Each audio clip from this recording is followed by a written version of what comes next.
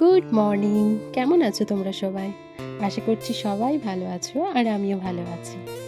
তো অন্য দিনের মতো আজও সকাল করে উঠে রেডি হচ্ছিলাম গ্রাউন্ডে যাওয়ার জন্য। আসলে কাল একটা ফ্রেন্ড এসএমএস করে বলল পরশু আমি ট্রেনিংয়ে যাওয়ার জন্য রওনা দেব। তো কাল তোমরা সবাই গ্রাউন্ডে আসো, তোমাদের সাথে মিট করা যাক।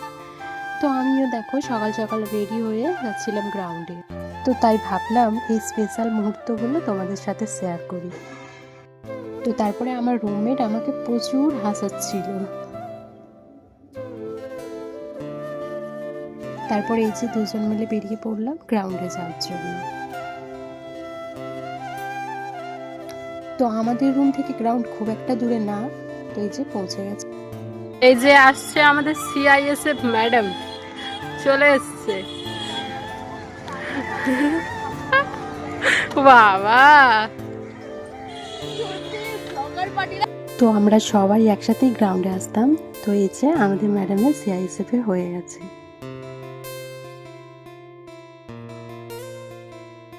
আটজন দশজন বলেছে, যদি অন্য কেউ থাকে আমি কম করে নিয়ে যাবো, আর বেশি বেশি করে নিয়ে যাই সব। গাইস, এই যে সিআইএসএফ ম্যাডাম আমাদের জন্য এইসব টিফিন নিয়ে এসছে।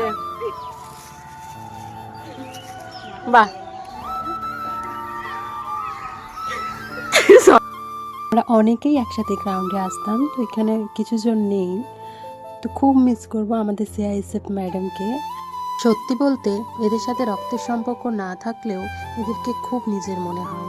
যেহেতু আমরা বাড়ির বাইরে থাকি, তাই এখানে সবসময় আমাদের বাবা মারা আমাদের পাশে থাকে না, তো একমাত্র আপন বলতে সিআইএসএফ ম্যাডাম। এদেরকে কি বলবো? আমরা বেকার। বলে এরা বেকার আছে, এরা উঠবি চেক করতে হবে, কেপি বিএসএফ ডাব্লিউপি উঠবি, সব উঠবি। তারপর ওদের সাথে এখানে একটা ছোট্ট করে প্র্যাঙ্ক করি। ফটো না ভিডিও। আমরা সবাই গ্রুপ ফটো তুলে নেওয়ার পর এবার হচ্ছিল যে আমার আর সিআইএসএফ ম্যাডামের ছবি। আমরা দুজনাই ছবি তুলতে প্রচুর ভালোবাসি, তাই এরা বিরক্ত বোধ করছিল। তাই আমাদের সিআইএসএফ ম্যাডাম বললো চলো টিফিন করা যাক। মনে হচ্ছে যে এতে গেছিলাম। আমরা কিন্তু দাওনি, আমরা কিন্তু দাওনি। Thank you. সব কিছু দিয়ে বানাবে।